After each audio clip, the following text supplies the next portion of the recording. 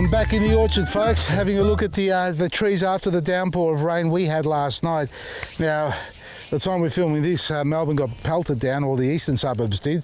We didn't, but we got it last night, and it was continuous because some areas I could see where I take my measurements to see what sort of rainfall we had. We had a good 15-20 mil, I reckon, overnight. Now, I came out to have a look and see what it's done to the CGWS diatomaceous oil and soap, if it's washed it off. It has washed off a little bit, the bulk of it. Well, not the bulk of it, but the heavier film on top. Some leaves have still got a little bit more on it, and I reckon another rain or two, or even just a water, some of it will come off, but not enough to say it's going to affect the tree to the point where it's going to expose it back to the same problem. I can confidently say there's no insects on here, not at the moment, but I didn't spray this side. Remember that? I didn't spray this side. Having a look here, and I can say that there's only 1 or 2 or 3 here, just random spots, nothing. Here's one, there's one there. There's none on these leaves. You can see they've been eaten in the past as well, so some of those are gone, even though I didn't get a lot of spray on there. But the caterpillars, that was the main concern when I first saw it. Even though the parent cherry slug has been affecting all the other trees as well, nowhere near as severe as this, but the caterpillars, as far as what they were doing to this tree, have ceased. Now, I dare say a lot of them are on the ground. Hopefully most of them are dead. Some of them may converge back into a moth, or turn into a moth or butterfly and start laying more eggs. So you've got to keep your wits about this.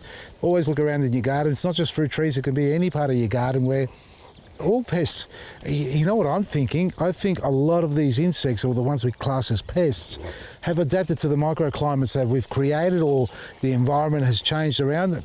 Even from north to south, you know, change of zones. They've come, some of these insects live in the tropics and subtropics and have acclimatized to our cooler parts of Australia, like where we live, and they're quite active. Mind you, the summer times are quite hot, so they favour that, but they do, I think they've found a way of hibernating and hiding and protecting themselves during the cooler parts of the year and reactivating. So check your gardens, look out for these pests, and you can see the CGWS is still on there, along, obviously, I think the oil may have washed off somewhat, but the protective barrier that I've put on there is well and truly on there. And look, this is the 3rd day now. Apart from the fact that I still haven't pruned it back, which, like I said, I'm going to get around to.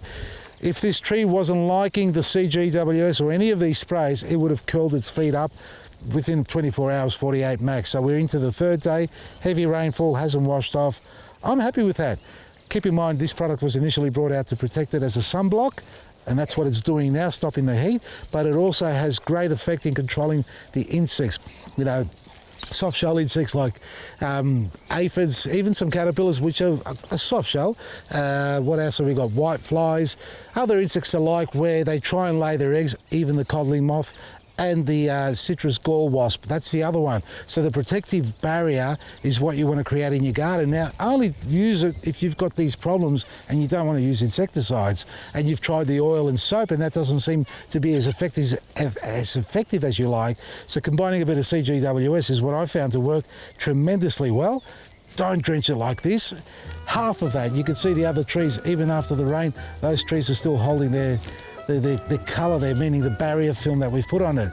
So CGWS for your protective barrier with diatomaceous earth, combined with olive oil and soap. Thumbs up from me, folks. We call that maresi.